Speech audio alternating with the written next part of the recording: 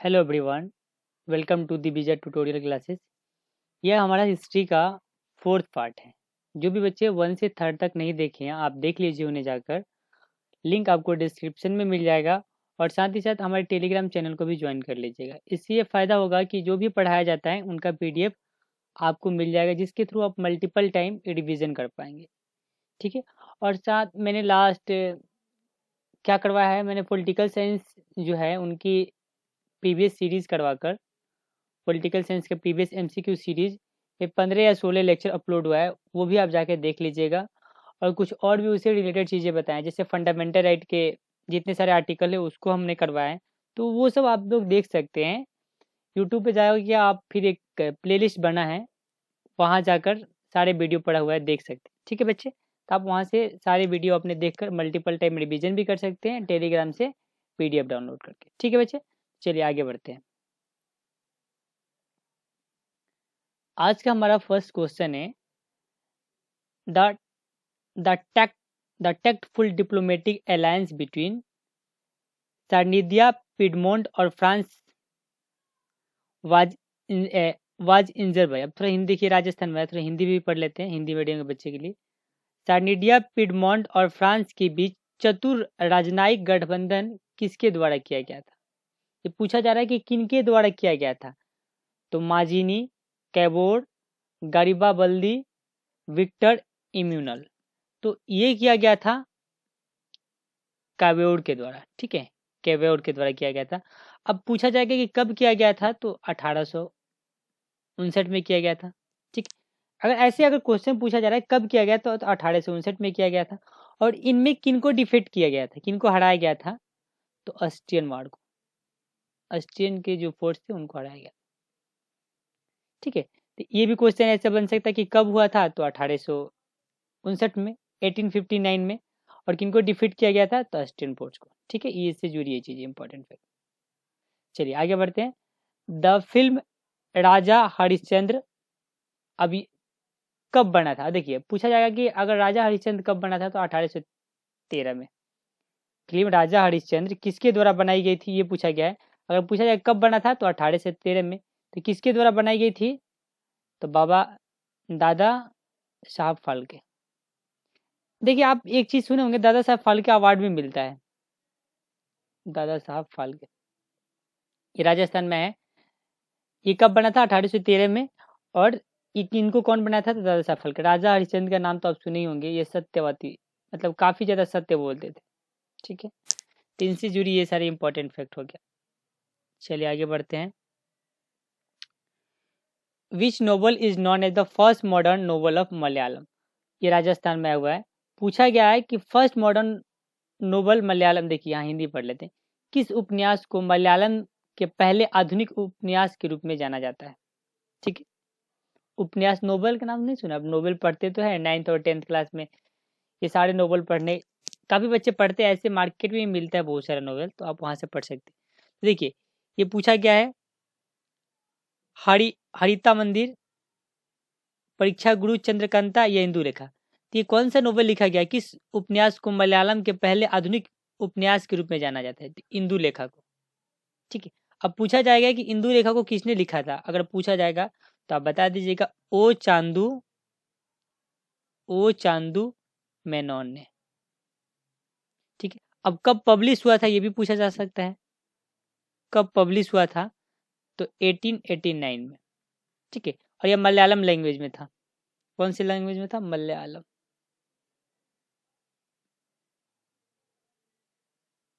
Malayalam language में। ठीक है बच्चे, तो इतना याद रखिएगा, इससे जुड़ी ये सारी चीज़ें पूछा जा सकता है कि पब्लिश कब हुआ था, तो 1889 में।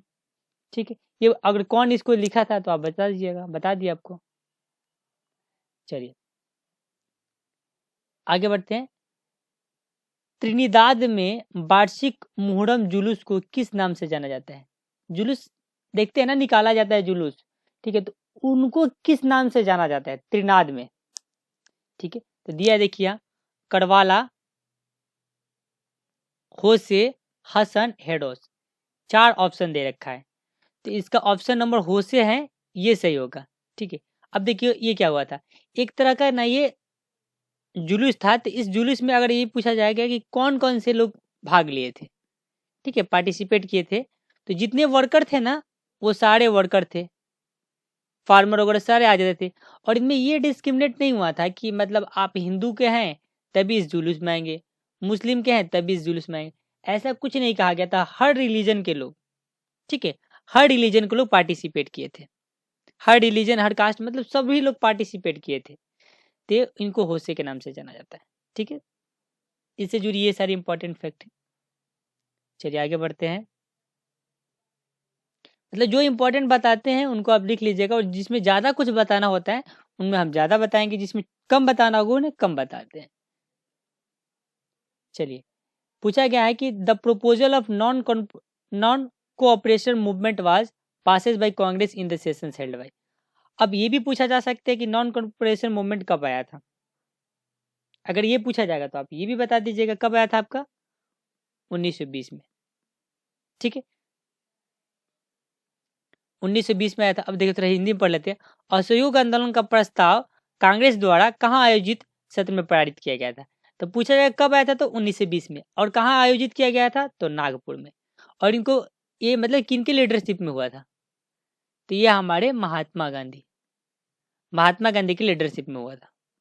ठीक है, और भी मान लीजिए पूछा जा सकता है कि और ये जो 1920, अच्छा एक बात बताइए, चलिए हम पूछ रहे असहयोग आंदोलन कब हुआ था, थोड़ा बताइएगा। आपको बताए हुए हैं, एक बार मैंने इमेज लगाकर सब कुछ बताया था, महात्मा गांधी से जितने जुड़े आंदोलन थे उनको बताए थे, तो उन्होंने आप याद कर लीजिएगा, क्योंकि बहुत बार पूछा जाता है असहयोग आंदोलन कब हुआ, चंपारण सत्याग्रह कब हुआ था, ठीक है, नमक सत्याग्रह कब हुआ था।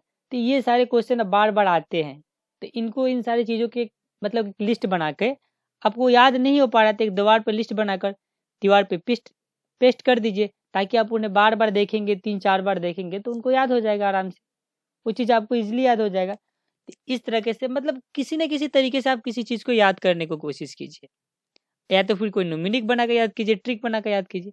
चलिए आगे बढ़ते हैं। पूछा गया है कि in tropic of cancer passes through, tropic of cancer किससे पास होता है, बिहार, उड़ीसा, झारखंड, उत्तर प्रदेश। अब देखिए ट्रॉफिक ऑफ कैंसर क्या होता है जानिए। ठीक है, जैसे मान लीजिए आपका एक ग्लोब है ना, इस हमारे कितने 7 कंटिनेंट है ना, तो इन कंटिनेंट में देखिए आपका एशिया कंटिनेंट, ठीक है, Africa, south America, north America, ठीक है, अंटार्कटिका, ठीक है, ऑस्ट्रेलिया, तो ये सारे कंटिनेंट है ना। तो अब इसमें पूछा जा रहा है कि अब देखिए यहाँ ये रहा इक्वेटर। अब चलिए थोड़ा सा बता देते हैं, पूछा जाएगा कि इक्वेटर किस किस कंटिनेंट से पास होकर गुजरता है, तो आपका साउथ अमेरिका, अफ्रीका, ठीक, इनसे पास होकर गुजरता है। ये रहा आपका equator. Tropic of Capricorn, tropic of Capricorn South America से और अफ्रीका एंड ऑस्ट्रेलिया से होकर गुजरता है, बाकी किसी कंटिनेंट से नहीं। ट्रॉपिक ऑफ कैंसर किससे पास होकर गुजरता है, नॉर्थ अमेरिका, ठीक है, अफ्रीका और आपका एशिया से होकर गुजरता है, मिडिल ईस्ट एंड एशिया से होकर गुजरता है। समझ गए ये सारी चीजें। अब देखिए इक्वेटर 0 डिग्री पर आपका रहता है, ठीक है, और ट्रॉपिक ऑफ कैंसर 23.5 और ट्रॉपिक ऑफ कैप्रिकॉर्न भी 23.5, ठीक है। तो ये हो गया आपका tropic of cancer, equator and tropic of cancer, ये सारी चीजें हो गया, आप इसे देख लिए।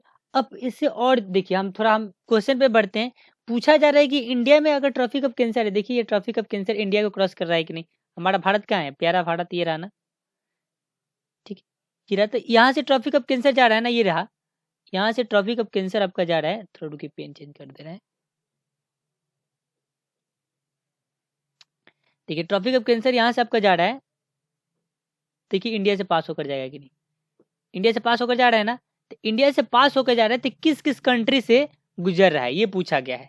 ये बहुत ही इंपॉर्टेंट क्वेश्चन है, मतलब आप कहेंगे ना मोस्ट इंपॉर्टेंट क्वेश्चन, तो इसे कह सकते हैं।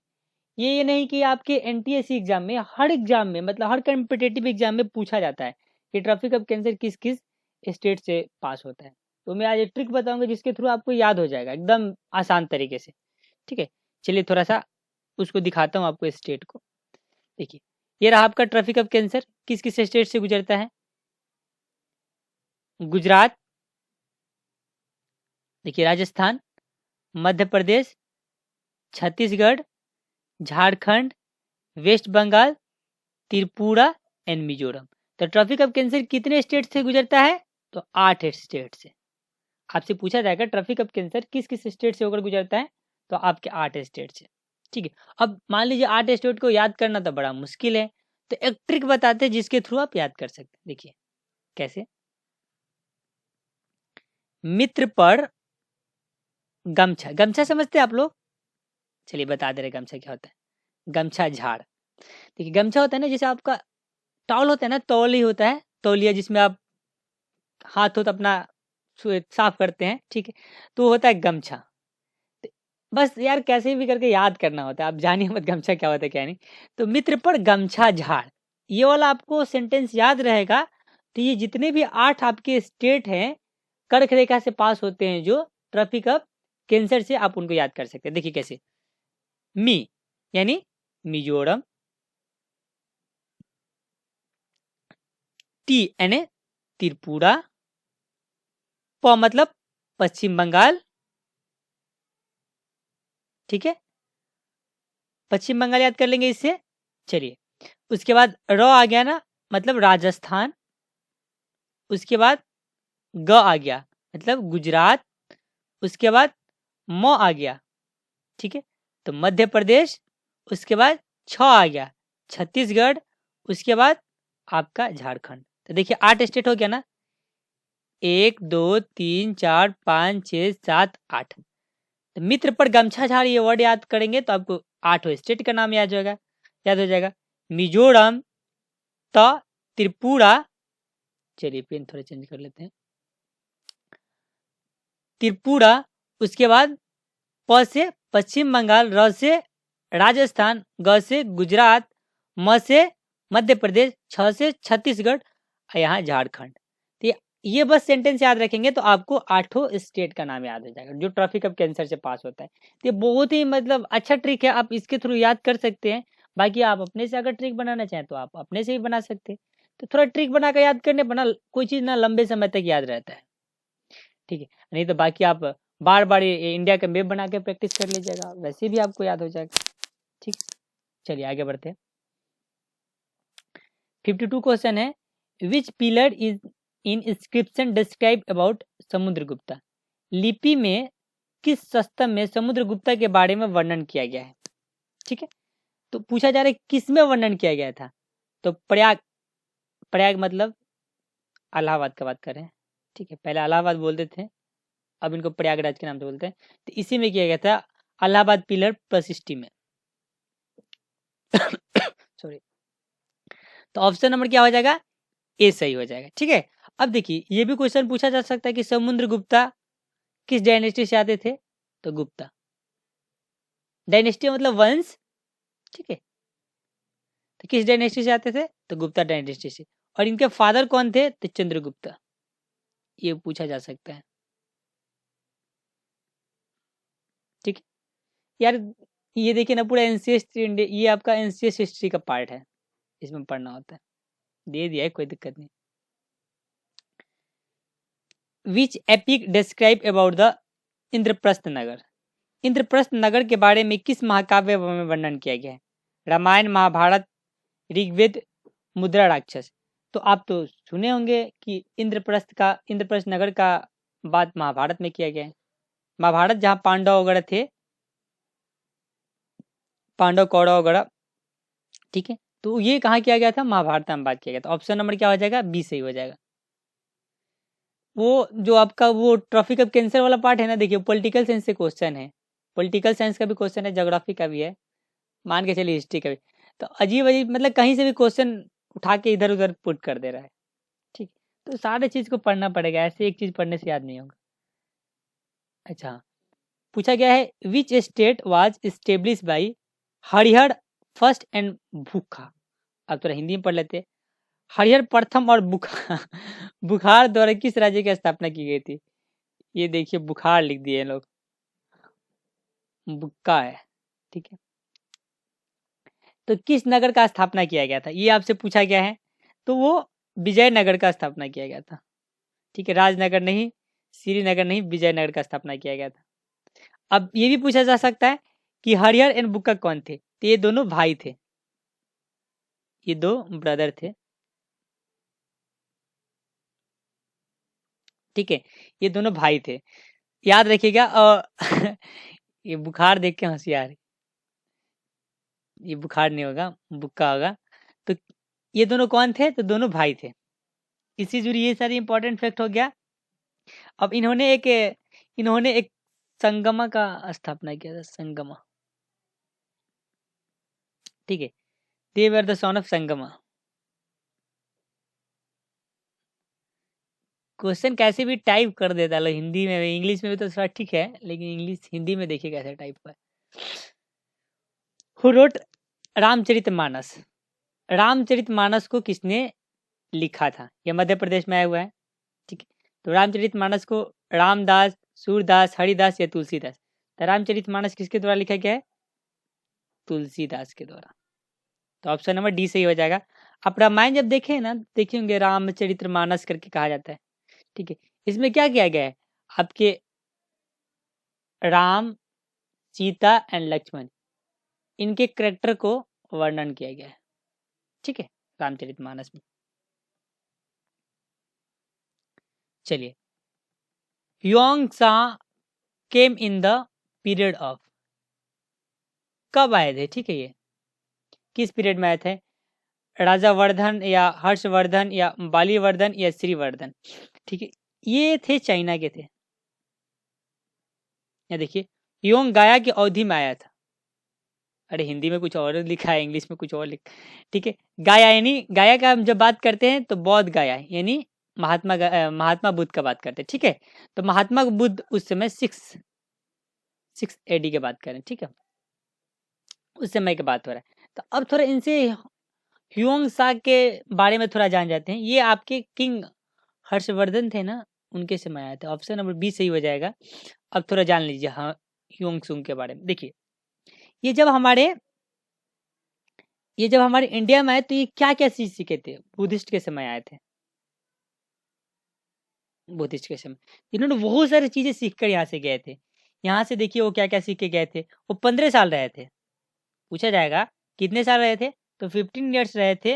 15 ईयर्स रह के यहाँ पे स्टडी करने के बाद उन्होंने हिनयाना, महायाना, ठीक है, ये सारी चीजें, ये मतलब मठ में रहकर ये सारी चीजें उन्होंने सीख के गए थे। बुद्धिस्ट, महात्मा बुद्ध के तो आप जानते ही हैं। तो ये सारी चीजें उन्होंने सीख के गया था। अगर ये पूछा जाएगा कब आए थे, तो 630 AD में लिख दे रहे हैं, 630 AD में आए थे। ठीक है, इस समय इतना सारी चीजें आप जान सकते हैं। चलिए,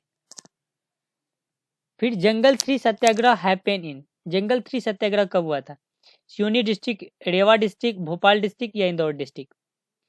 ये सिवनी डिस्ट्रिक्ट, सिवनी जिला में हुआ था। ठीक है, अब देखिए एक और चीज है, सिवनी को ना हम तूड़िया भी कहते हैं।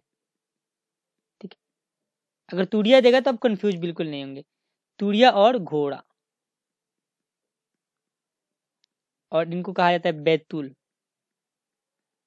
जैसे इन्हें कहा जाता है ना सिवनी जिला, तो इनको तूड़िया कहा जाता है, वैसे इनको कहा जाता है घोड़ा को बैतूल कहा जाता था। ठीक है, किनके नेतृत्व में किया गया? तो आप इनके भी नाम याद कर लीजिए, बंजारी सिंह, ठीक है, नेतृत्व में किया गया था जंगल 3 सत्याग्रह। चलिए आगे बढ़ते हैं। After independence who was the Pioneer of integration of state? Integration of state, एक बार ये क्वेश्चन शायद कोई लड़का कमेंट करके पूछा था, तो हमने बताया भी तो था इंटीग्रेशन ऑफ स्टेट किन्होंने किया था? सरदार पटेल ने। हमारा देश तो आज़ाद हो गया, ठीक है, हमारा देश तो आज़ाद हो गया, पर सारे स्टेट को कनेक्ट करने के लिए इंटीग्रेट कौन किया था? आपके सरदार पटेल ने।